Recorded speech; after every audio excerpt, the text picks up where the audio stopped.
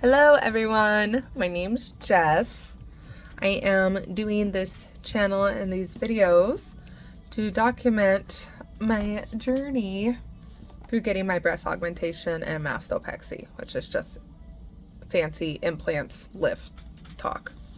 I've been wanting this done for the last 15 years and I've been actively pursuing it for the last 10. And the glare on my glasses is driving me nuts. Hold on. It's better. I live here in the United States, and I have gone to a specific plastic surgeon for consultations over the last 10 years. I've been in for 4 of them now. The first one 10 years ago, wanting a lift and implants, they gave me a quote of $7,000, which was doable. I just didn't have the funds needed to save up, and life happens, right?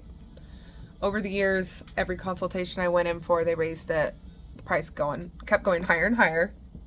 And as life would have it, I just ended up pregnant after every consultation prior to surgery, and thank goodness prior to paying them any money. So I had to cancel every time.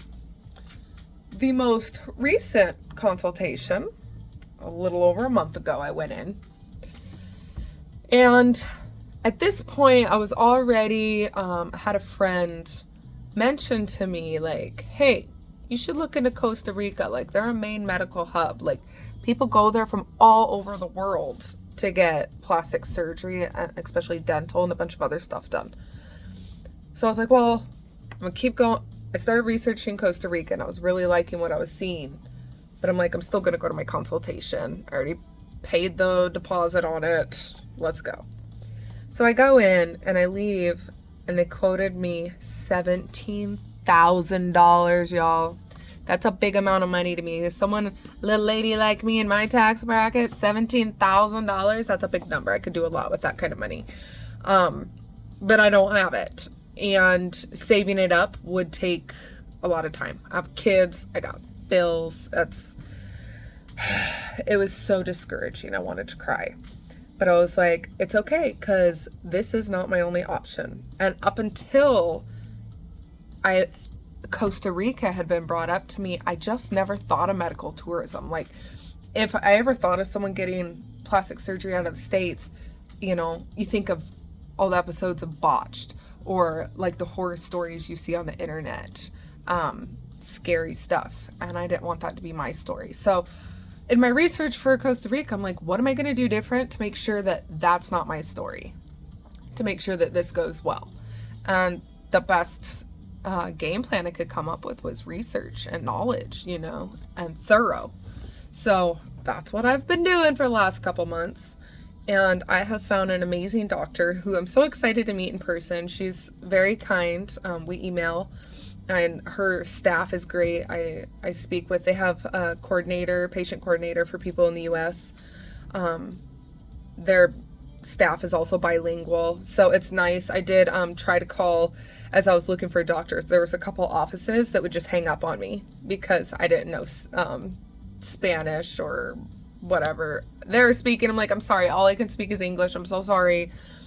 Call me ignorant. I've had no reason to speak anything but English. That's all I know. So they didn't like me, and they just hung up on me, which was very unwelcoming, and, you know, made me feel bad, because it's a very vulnerable thing to reach out for help, to change your entire body in a way like that, or in such a major way. So to be rejected right off the bat because they don't know what you're saying, you know, was discouraging. But I just took that as well, that's the office not meant for me. So I kept searching, and I actually found several really good doctors. I went through the price quote process, speaking with them, and the doctor that I settled on, she's actually in private practice with her father, and they're both really well educated. She is a US board certified plastic surgeon as well, so that's, you know, really comforting. So anyway, that's coming up in 48 days, and I'm so excited, finally. And I just want to make these videos to document the process, you know, to explain what to look for when you're researching. I'm going to go over almost really scary oops that I signed up for. I'm pretty sure I almost signed up for like $4,000 boob job in a back alleyway. Super scary. So things to not do and to watch out for. And then like the fun stuff, you know, when you're in the situation, it's fun. Like the rice test, the sizing test, looking for surgical bras, what to look for in one, you know, I'm still kind of figuring that out myself. I actually am really happy that I did the sizing test with my surgical bra on, because the one that I purchased, they'll give me one after surgery, but I just wanted a nice black one to be able to wear around. And I think I have to return it because I did it with a sizer and I have a lot of gapping and stuff. So I think I need to go up a size. So anyways, yeah, just like go over things that were helpful for me thus far and that I think might be helpful for somebody else. Costs, recovery, all of that. So if you're interested in that and you're interested in looking at medical tourism, doesn't have to just be for breasts, surgeries. They do all kinds of stuff. I didn't look into any other countries, so I'm no hope there. I'm happy with going to Costa Rica. I've never been out of the States. I've never been to another country, certainly, so I'm really excited. This will be my first like real tropical vacation. And Costa Rica is just a beautiful place. I can't wait to see. The lodging, the place I'm staying, I'm hoping they'll let me film because it is beautiful and the people are amazing that run it. Already just talking to them, like can't wait to meet them. Heard amazing stories and testimonials from people who stayed there and how much they loved the staff and just going there.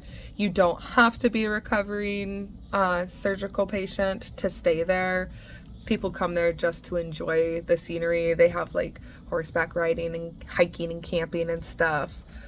So they offer a wide variety of services. But my mother's going to be traveling with me, my mommy, and come make sure that I'm safe the whole time. So even with my mom coming, that raises the cost of staying.